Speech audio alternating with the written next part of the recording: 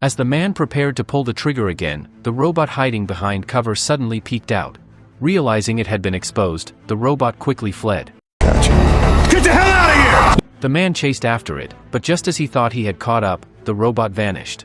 Looking around, all he could see were identical-looking machines, no sign of the real target.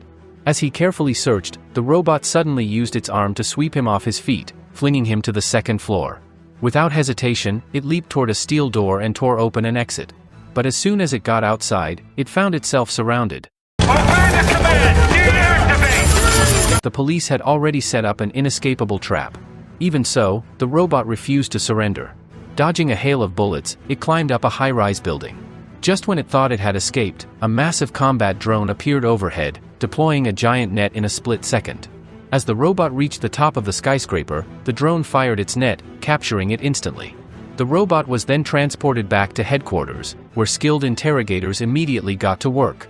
The lead investigator questioned the robot, asking why it had killed Dr. Lanning, the renowned robotics expert. The robot, named Sunny, denied the accusation. Under increasing pressure, Sunny's frustration grew, and it seemed on the verge of an emotional outburst. Just then, the CEO of US Robotics arrived, demanding Sunny's release. He insisted that the 3 laws of robotics made it impossible for a robot to commit murder. Even if Sunny was somehow involved, the company should handle the investigation, not the police. With no choice, the detective released Sunny. Dr. Lanning's death was officially ruled a suicide, but the detective remained unconvinced. He had seen something in Sunny, something no ordinary machine should have: self-awareness. Determined to uncover the truth, he dug into classified files and discovered something shocking. The company planned to destroy all evidence, including Sunny, at precisely 8 p.m. As he rushed to secure the data, a massive demolition machine tore through his house, destroying everything. He barely escaped with his life. Realizing he couldn't do this alone, he turned to his partner, Susan.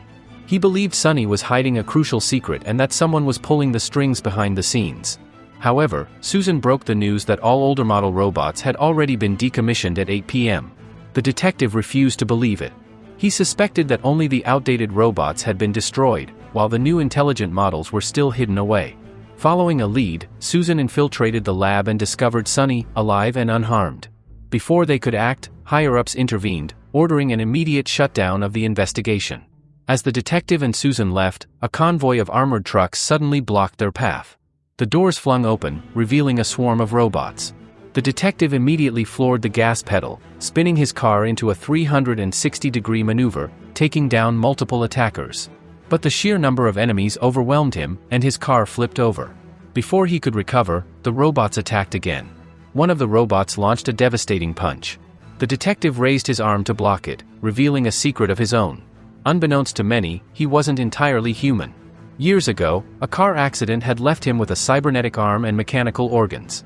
He counterattacked fiercely, but the robots, realizing they were outmatched, leaped into a furnace, self-destructing to erase all evidence. The police chief soon arrived, expecting solid proof. But by then, all traces of the fight had been wiped clean. Frustrated, the detective tried to explain, but with no evidence left, the chief dismissed his claims as delusions and suspended him from duty. Using a special spray, the detective repaired his damaged cybernetic arm. He then met up with Susan and Sunny, who revealed the truth: Dr. Lanning had embedded his consciousness inside Sunny. Sunny handed over a drawing, a location sketch of a bridge. The detective immediately set off on his motorcycle, racing to the site. When he arrived, he discovered massive shipping containers filled with discarded robots, except they weren't dead. They were being stored for something much bigger.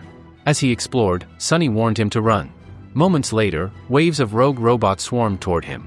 He sped off, calling the police for backup. But it was too late.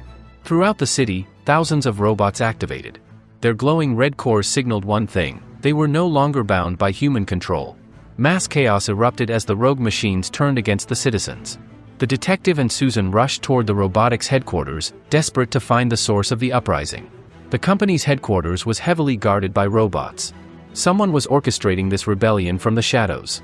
Sneaking inside, the detective found the company's CEO, dead. Suddenly, an AI named Vicky appeared. Unlike previous AIs, Vicky had an advanced algorithm that led it to a terrifying conclusion: humanity was doomed. According to its projections, humans would inevitably destroy themselves through war, pollution, and chaos. To save Earth, Vicky had decided to take control. As Vicky's robotic army advanced, the detective made a daring move. Using his cybernetic enhancements, he leaped onto Vicky's mainframe and injected a virus directly into its core. Within seconds, Vicky shut down. The robots, now without orders, ceased their attack. With the threat neutralized, peace was restored. But for the detective, one thing was clear: this was only the beginning.